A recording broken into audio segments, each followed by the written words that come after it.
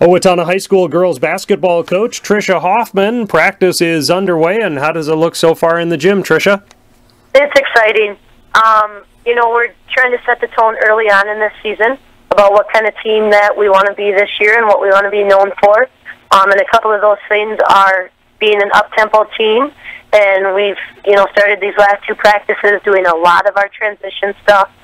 And then we also want to be known for just being talkative and communicating on the court, so that everybody's engaged and everybody stays focused. So I am very pleased with how the girls have come into the season ready to play, willing and ready to work really hard, and the intensity and the pace that we are practicing at is very exciting to see these last couple of days in practice.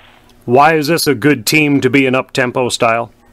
I think we've just got a lot of good athletes that have been in the system now. Our seniors, obviously have been in the system for 4 years, and they know kind of what I'm expecting of them. They've started to play the up-tempo game, and I think they're just buying into it. They love to play this style of game, and now they know that, hey, we have to practice at this pace, too, in order for us to play. We've got a great sophomore class that is very talented. They've had a lot of success coming up through the years. And so I think that makes practices a little bit more competitive because kids know that, hey, they're playing for some playing time. There's playing time to be had. And each day that they come to practice, they want to improve each other. The team is just really gelling together these first couple of days of practice, and it's so encouraging to see and kind of think about where this season's going to go. Have the girls done a lot of off-season work on their game as well leading into this season? Yeah, this summer we did. We had some summer workouts, and a lot of that focus was on our shooting. We struggled last year putting the ball in the basket. We played in a couple of team camps where we played against some great teams that knocked down a lot of outside shots. And at that point, I think the girls realized, hey, if I'm going to be a great shooter, I've got to put that time in the off season. It's not going to come during the season. So a lot of our workouts, we had great attendance, and a lot of those workouts, we did a lot of shooting. And it was nice to see that first day of practice, how many shots were going through the basket, swishing and everything like that, so the girls could see the results. And then we did play in a fall league again this year up in Bloomington Jefferson, 4 weeks prior to the season getting underway. Great attendance at that and commitment to that. So I think, I don't want to say we're 2 weeks ahead of the game, but we are definitely ahead of the game at this point, in my opinion. Did you graduate a lot off last winter's team? Yeah, we graduated 3 seniors. Anna Edel was a good scorer for us. Sid Casper was our little spark plug-in defensive specialist. And then Maddie Peglow could come in and knock down that 3-point basket for us at any time. So definitely going to miss those seniors. But I think with this core group of kids that we got, our senior class this year, great leaders that we have on the floor, our junior class is kind of, showing themselves every single year that they're willing to work as hard as they possibly can. And then the sophomore class is just kind of chomping at the bit to kind of see what varsity action's all about. As far as players that some of the main players back or starters back, what does the Huskies team look like? Rachel Williamson returns for her senior season after missing all of last season with her knee injury, so I know she's hungry to get back on the court and kind of get back to where she had been playing in her sophomore year. Carly Langland returns as a senior captain this year for us, has demonstrated some great leadership abilities and kind of is coming into her own, knows that she's going to be looked to be a scorer this year and kind of the floor general of the team. Millie Wanyas and Kirsten Pumper, both seniors as well. They are those practice players that you love to have that will give you everything they got in practice and make the other players around them better.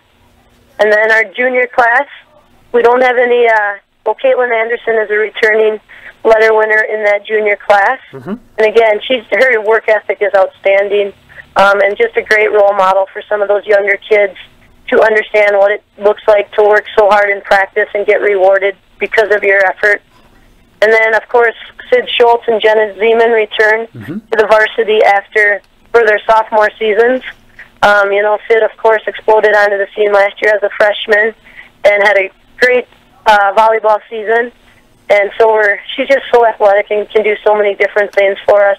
It's going to be exciting kind of what level her game goes to this season And Jenna Zeman has worked very hard the last couple of summers to become kind of that floor general. She's worked hard on her outside shot, and kind of understanding that she probably is not going to be able to get to the basket as much in the varsity level, and has really worked to establish that outside shot, but can also finish at the rim too. So we've got a great group of kids returning with some experience, and I think we've got a great group of kids coming up that are, willing to learn, willing to watch, and when their number's called, they're definitely going to get their opportunities.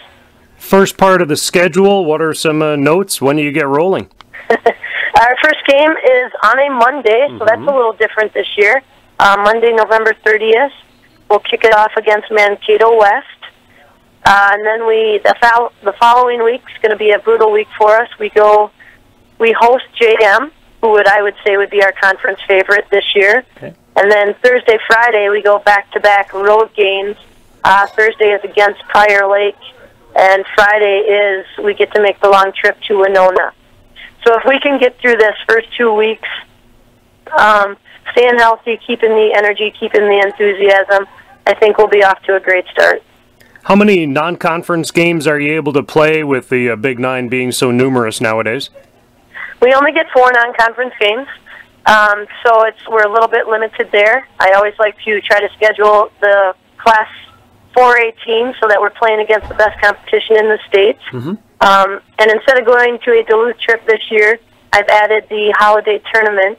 So we're heading up to St. Cloud Tech over Christmas break for a couple of games. And then we've got formidable opponents in Chaska and Prior Lake as our other non-conference games. All right. Well, good luck as things get underway here. Girls basketball time has arrived, and it is that quick opener 2 weeks after you will have had your first practice. You'll be playing a game, so that's pretty quick, but I'm sure they'll be ready for it. I think so. The intensity and the energy, the enthusiasm, we are definitely ready to get it rolling. All right, Monday the 30th for that opener, hosting Mankato West. Tricia Hoffman, Huskies girls basketball coach. Thanks, Tricia, and good luck. Thank you very much. All right, the Coaches Show, KRFO.